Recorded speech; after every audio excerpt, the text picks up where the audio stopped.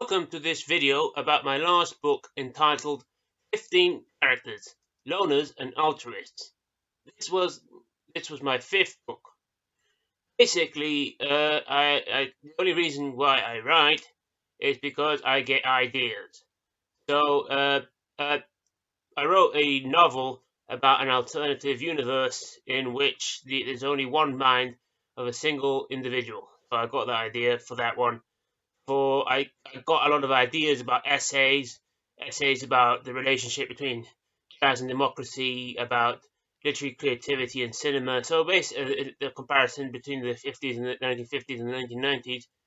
Basically, I get ideas and I just want to realize them. That's the only reason. That's mainly why I write, really.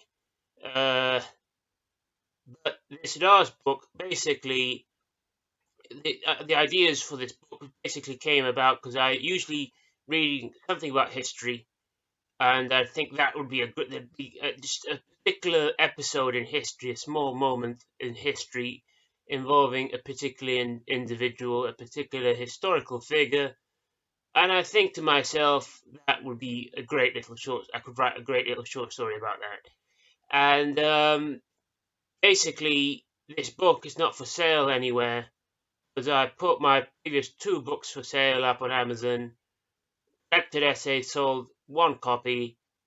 Planet Zilani, my novel, sold two copies. So basically, I thought if I were to put up my latest book up for sale on Amazon, it would be met with universal.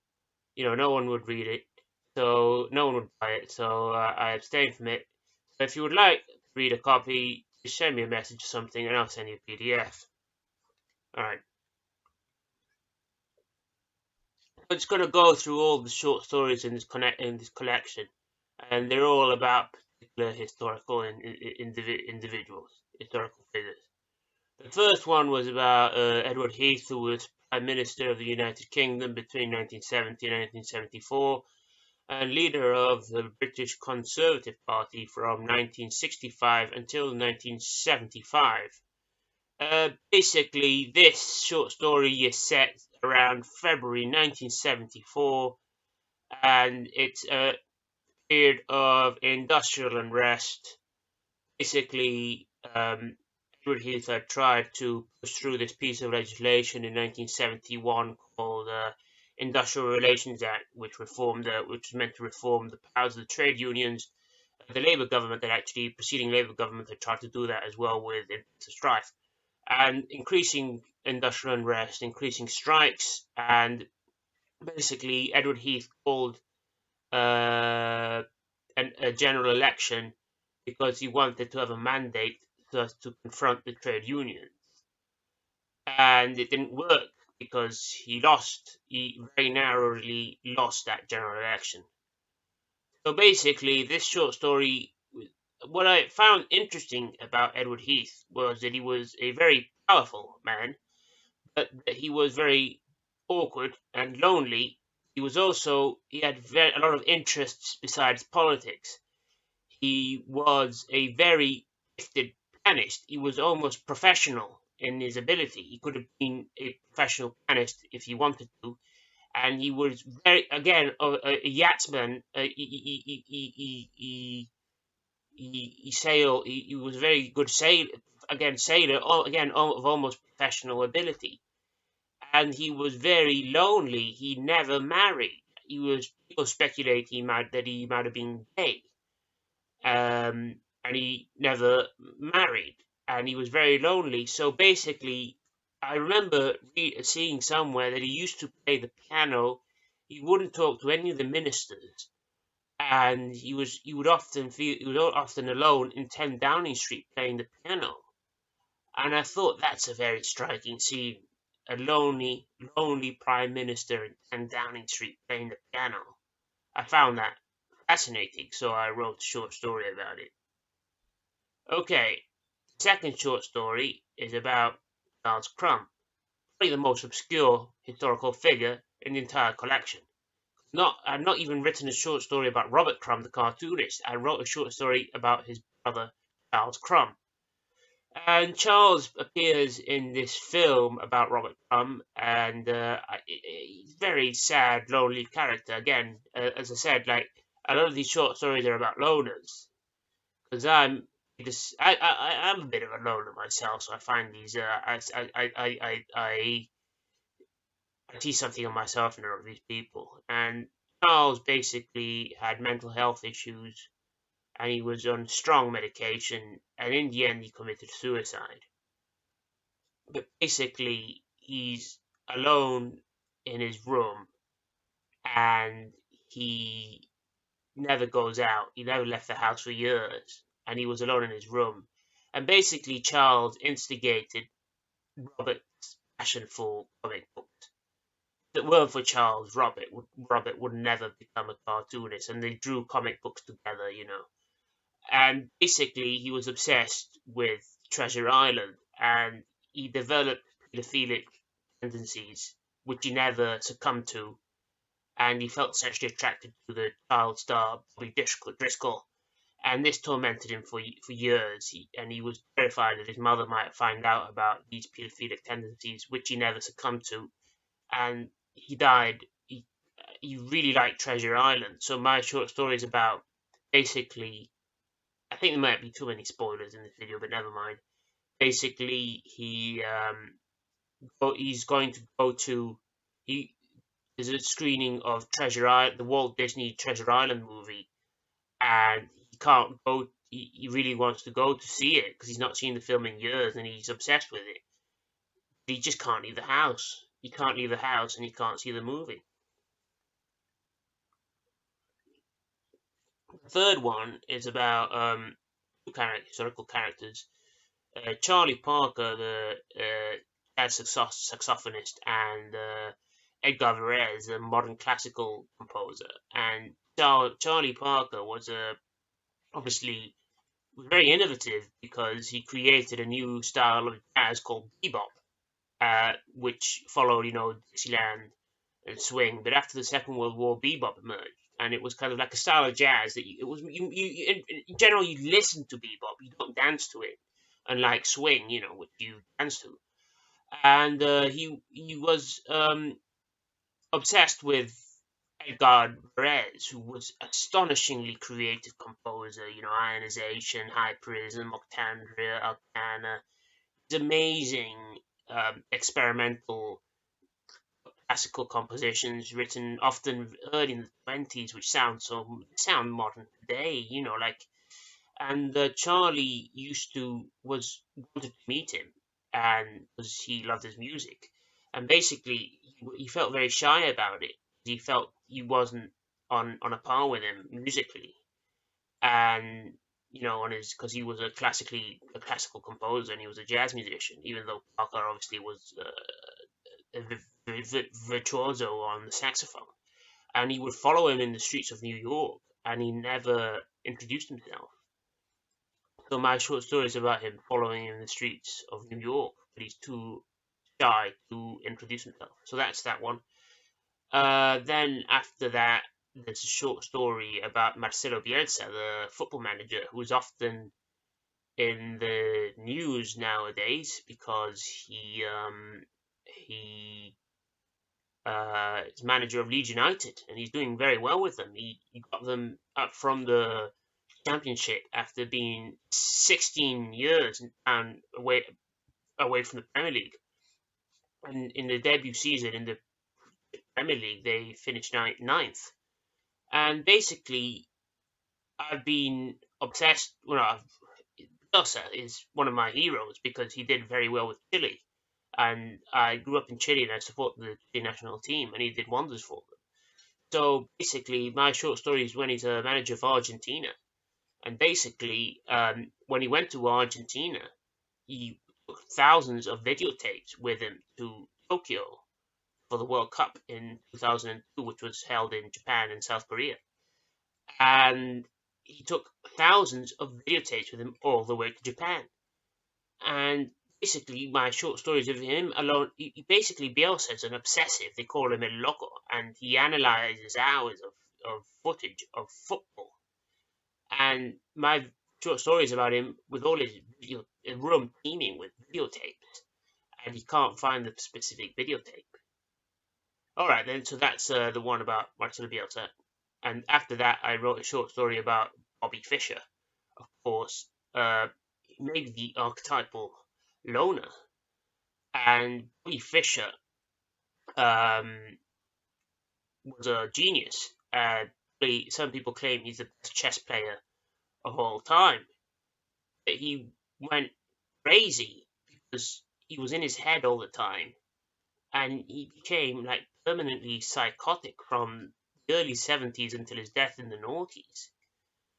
My short story is just before his most famous match in Reykjavik, and it's the match against Spassky, and it was like framed like as if it was a match between freedom and tyranny, between the free West, exemplified by the United States Bobby Fischer, and a the tyrannical communist Soviet Union. It was like, and it was framed that way, and it was like the Cold War taking place on a chessboard. And Bobby Fischer was very particular. He never liked having cameras. He didn't like having any noises. So he often walked out of matches because there was too much noise, you know. So he was basically in an airport and he got spooked by some journalists, and he went to his room in a hotel, and you know, just before the match was about to be played, and he received this phone call from Henry Kissinger, and Kissinger told him, "You really, the Secretary of State in charge of American foreign policy, a very controversial figure due to his belligerence in Vietnam and Cambodia, and for propping up uh, military dictatorships in South America." And Kissinger told Bobby Fischer on the phone, "You really need to play this match. It's really important for the Cold War and for the liberal international order." That's what I make him say in my short story. Obviously, I take a few liberties with these things, and it's not obviously faithful to history as it happened. Anyway, that's that short story. After that, I wrote a short story about Kevin Attlee, who was the Labour leader, Labour Prime Minister leader of the Labour Party between 1935 and 1955, 20 years, and Prime Minister of the United Kingdom between 1945 and 51. And basically, I like this book is predominantly about loners, but it's also about, I call it altruists, which is probably not the most accurate word, but basically I wanted to include more political figures who were concerned about making the world a better, fairer, more just place. And Kevin Attlee certainly exemplifies that, because he became leader of the Labour Party. He led the Labour Party in 45. Some people say he's the best peacetime prime minister ever, because he introduced the National Health Service. His government introduced the National Health Service, introduced national insurance. It nationalized industries. It granted more power to trade unions. That aspect may be less successful in subsequent decades, creating problems. But another successful legacy of that government is a commitment to Keynesian economics, demand management, and full employment. And full employment was something made a great success.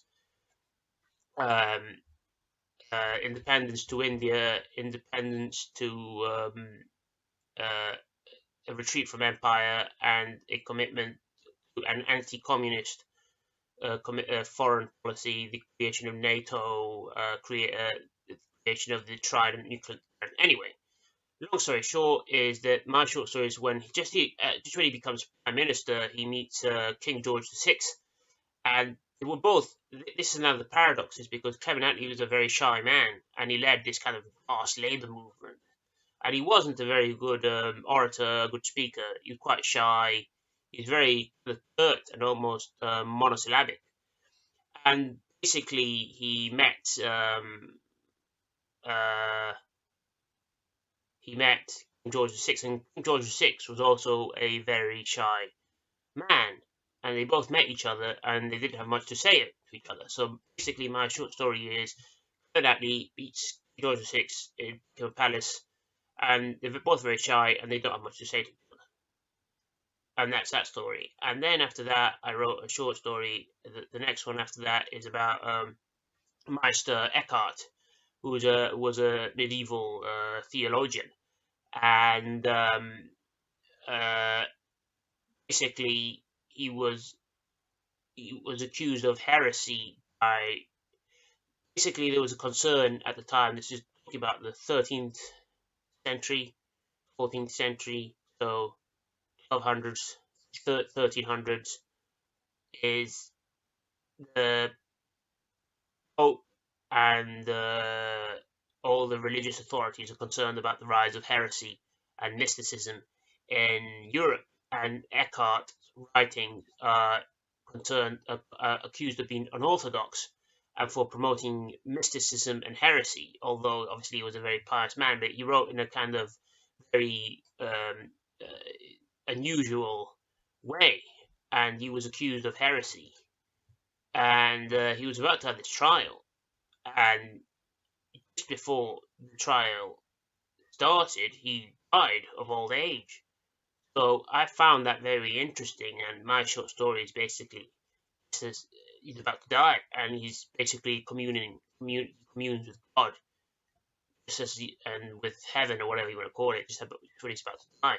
I thought that was very striking, very striking. When I read that, I remember thinking that was very striking. So again, I read about these things, I think they're striking, and I want to write short stories about them.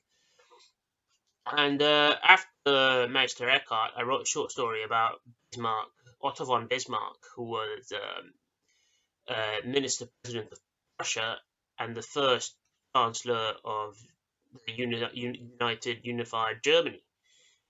And the short story is also about this socialist called Ferdinand Lassalle. And Lassalle is like maybe a prototypical social democrat or democratic socialist, in that he wants the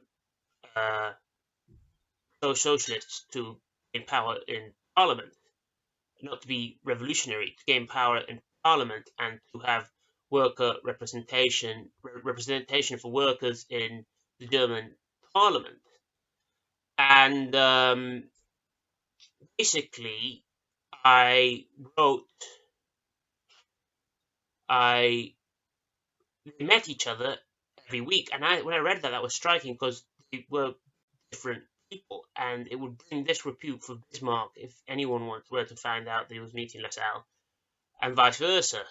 And Karl Marx said, "Oh, Lassalle practically works for Bismarck."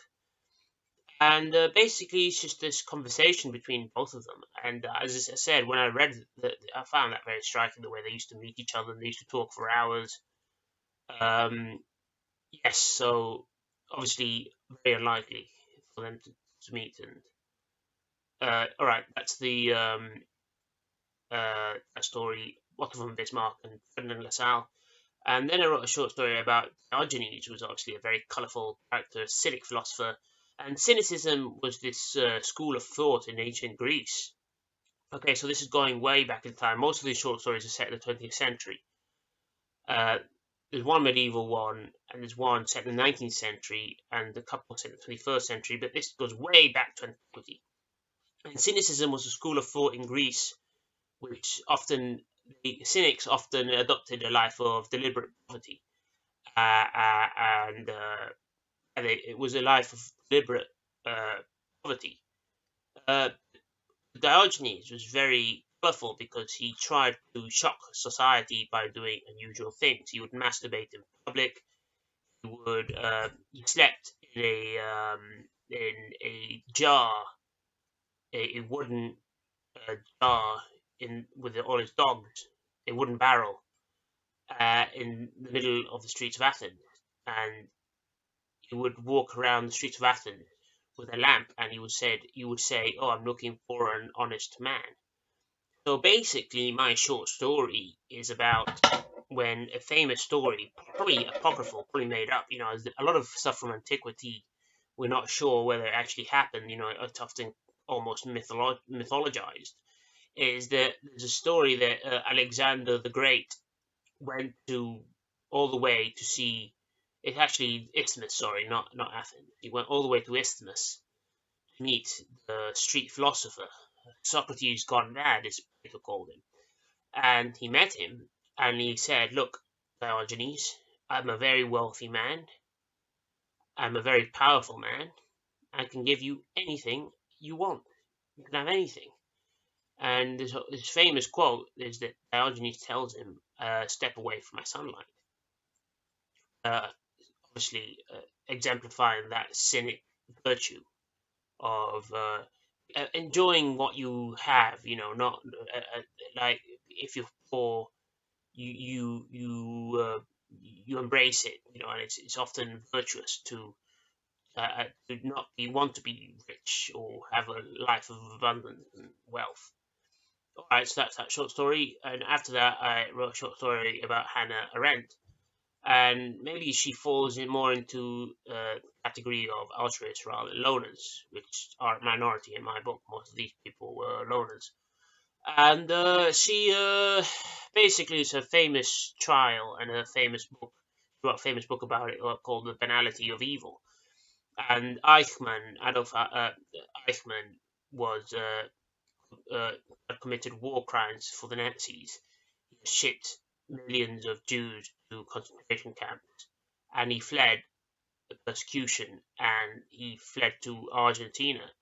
And the Israeli secret police, the Mossad, tracked him down, fully infringing on the sovereignty of Argentina, and kidnapped him, and took him and trialed him in Auschwitz, and sentenced him to death. But basically, Anna Arendt was at the trial, and she said her ideas were very, very controversial. It must be said. She said, called this the banality of evil, because she said that this was a very boring, uninteresting man who was just doing his job, and the bureaucracy in Nazi Germany basically created this apparatus in which evil, satanic, murderous things were committed, but they were just done by boring bureaucrats and by boring men. And we call this the banality of evil. These weren't psychopaths. A lot of the time, the people who did these horrible things were just like normal, boring bureaucrats. And she witnessed the trial, and she came up with this very controversial idea. She's the only woman in the book, so yeah. I wrote another short story about a woman, but I left it out. It's actually 14 characters, not 15, but I left one out about Joe Cox because I wasn't very pleased with it after I wrote it. So I probably should have mentioned that at the beginning. And then after that, I wrote a short story about Gordon Brown, leader of the Labour Party and Prime Minister between 2007 and 2010. Basically, just after this kind of crisis of apocalyptic proportions when the entire banking system nearly collapsed, and Brown was instrumental in bailing the banks out. If they had crashed, cash machines would have stopped working.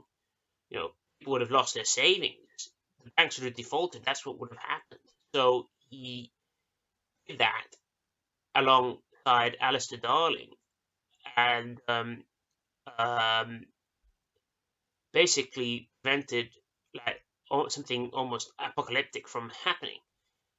And basically, he's talking to Alistair Darling in Number 10, and then he's alone in the room and starts brooding and thinking about what happened. So that's that short story, and then the last short story is about Karlheinz Stockhausen.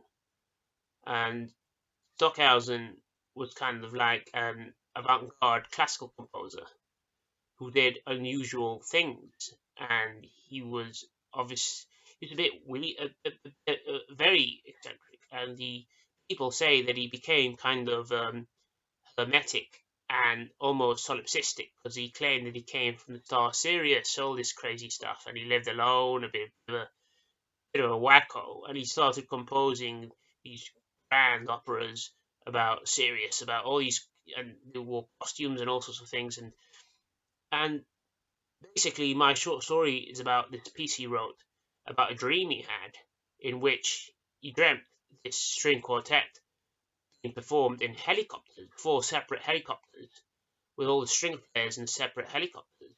And he wrote this piece called Helicopter String Quartet, and it was performed by the RDT Quartet, who specialize in modern music. Basically, all the short story is about is this helicopter string quartet being enacted, and yeah, it's about that. And um, yes, so I've gone through all the short stories. As I said, if you want to read the book, send me a message. As I said, like I just get ideas and I write down. I write it all down. That's why I write. It's because I get these ideas. And if you want to read the book, um, as I said, no, not many people care about my writing. Some people do.